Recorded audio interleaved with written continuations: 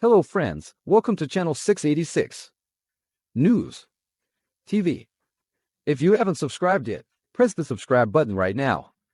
The information is taken from open media sources. Today, I will share first news that I found on the internet. Take a comfortable seat, let's begin. A judge in Georgia has ruled that Fulton County District Attorney Fani Willis can continue to prosecute Donald Trump as long as the special prosecutor with whom she was romantically involved does not. Fulton County District Attorney Fani Willis can continue to prosecute former President Donald Trump for trying to overturn the 2020 election results in Georgia, a judge ruled Friday, but only if the special prosecutor she hired for the case, with whom she also admitted that she had a romantic relationship, will step aside. Judge Scott McAfee found no conflict of interest arising from their relationship, but said the prosecution is saddled with the appearance of impropriety, and that as long as Wade remains on the case, this unnecessary perception will persist. Whether this case ends in a conviction, an acquittal, or something in between, the outcome must be one that instills confidence in the trial, McAfee wrote. A reasonable observer, unencumbered by partisan blinders, must believe that the law was applied impartially, that those accused of crimes had a fair opportunity to present their defense, and that any verdict was based on the best efforts of our criminal justice system to establish the truth. Any distractions that detract from these goals, if corrected in accordance with the law, must be eliminated proportionately. Trump lawyer Stephen Sadow criticized McAfee's decision and said they plan to use all available legal options as we continue to fight to dismiss this case. The ruling came after a weeks-long misconduct hearing and ends an unexpected turn in a sprawling extortion case in which the personal lives of Willis and Special Prosecutor Nathan Wade were put under a tabloid-style microscope. Everything from phone records to cash receipts, credit cards, travel itineraries, and details included in Wade's divorce proceedings. The bar for disqualification in Georgia is high and must be related to either judicial misconduct or a conflict of interest. Generally, conflict of interest applies to cases where the prosecutor's conflict of interest could cause him or her to seek an unfair conviction or treat a defendant inappropriately. In this case, since Willis and Wade are working in tandem to prosecute Trump, that kind of conflict of interest did not apply. However, the former president's lawyers and co-defenders argued that the romantic relationship was self-serving, because Wade, who has earned more than $728,000 since working under Willis, paid for vacations they took together.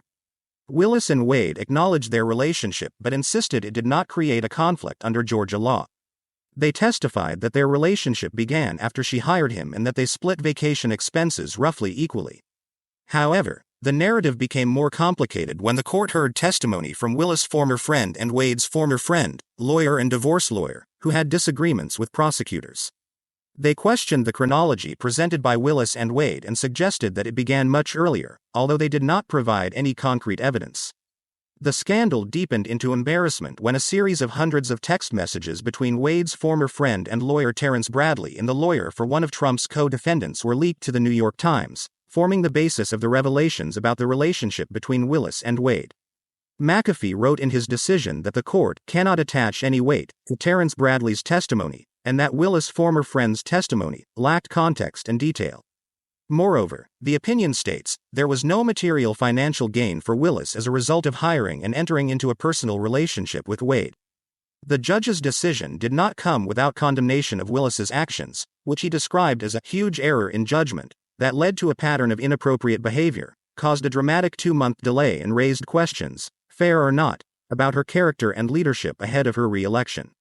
Willis filed for re-election earlier this month, where she faces 2 challengers, a Georgia lawyer who calls himself a MAGA lawyer and a Democrat who previously served as Atlanta City Solicitor and Fulton County Prosecutor. She is also fending off attempts by Georgia Republicans to further discredit her. The state Senate created a special investigative committee to investigate whether she used public money for gain by hiring Wade as a special prosecutor. And on Wednesday, Gov. Brian Kemp signed legislation that allows a state commission to begin work with the power to discipline and remove prosecutors, potentially further thwarting Willis' election interference case. Meanwhile, earlier this week, McAfee dismissed 6 counts of a 41-count criminal racketeering indictment, ruling that the charges related to Trump and 5 of his co-defendants illegally encouraging elected officials to violate their oath of office did not contain enough detail. McAfee refused to completely dismiss the case. He left the door open for Willis and her team to re-indict Trump and his co-defendants on those charges, pending more specific and detailed information in their plea. Willis is pushing for the trial to begin in August, but McAfee has not yet set a date. If you found it interesting, like, subscribe to the channel, and share your thoughts in the comments section. Goodbye until we meet again.